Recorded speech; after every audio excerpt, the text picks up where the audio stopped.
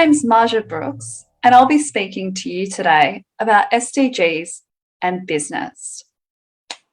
Organisations benefit from the SDGs in many different ways, primarily in understanding the interactions between SDGs. The 17 SDGs are all interactive in their nature, and as organisations get better at systems thinking, they are better able to work across silos and contribute toward progress in a cohesive way. Breaking down silos has been our organisation's primary contributor from an operational perspective. Having that impetus come from an internationally important initiative has been one of the ways that we've actually seen a lot of contribution across areas just to their own ways of working. So in this way, we benefit from the SDGs and implementing these within our workplaces. We also benefit through being known as an SDG organisation. So it helps our reputation, and as many businesses are very aware, the corporate social responsibility of organisations, and particularly large organisations, is assisted through being involved with the UN's progress in the SDGs. Implementing the SDGs in large organisations again means localizing, making them real to the business. What does this mean for your area? How do you operationalise this aspect? And then how can we measure these factors? How can we report something that means something to our organisation against what means something to the international arena? So when we look to localising our actions, we look at what we do naturally as a business, and then we reference this against an SDG that this contributes towards. This means more than just looking at the goals on a top tier level, but looking at targets and their indicators, finding what's appropriate for our region, for what's appropriate for our business, and then right down to the business owners. How can their actions contribute toward the SDGs in a meaningful way? And if they can't, how can we localize that contribution?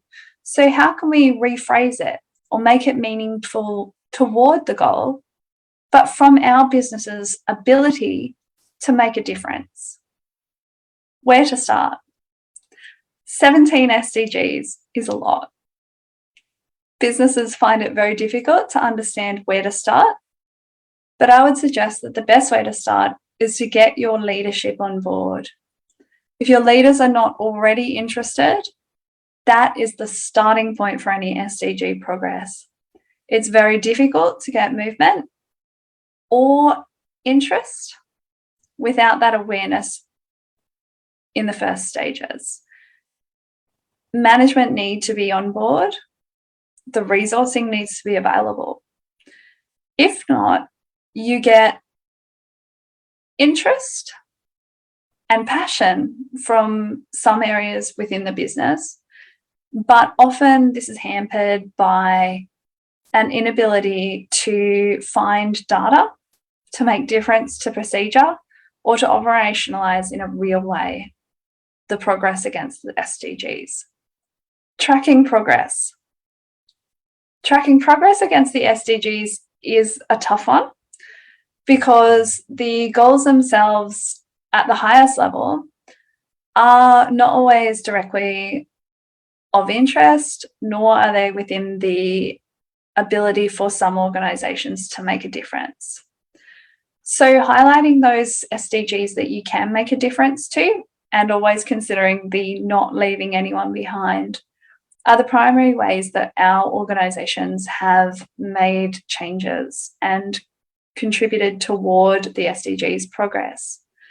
Monitoring this through real data and real evaluation and building that into our reporting structures means that we report on SDGs as part of our business. We don't want an additional burden on our business areas to make those contributions. We don't need that additional layer of data to be provided in an ad hoc way. We don't want additional data to have to be reported separately. We want it to be part of our day-to-day business. So for us, we've organised our data collection for the SDGs progress into our primary reporting mechanisms. We utilise information that's being provided to external parties and through our standard corporate reporting processes to be provided also into our SDGs monitoring and evaluation.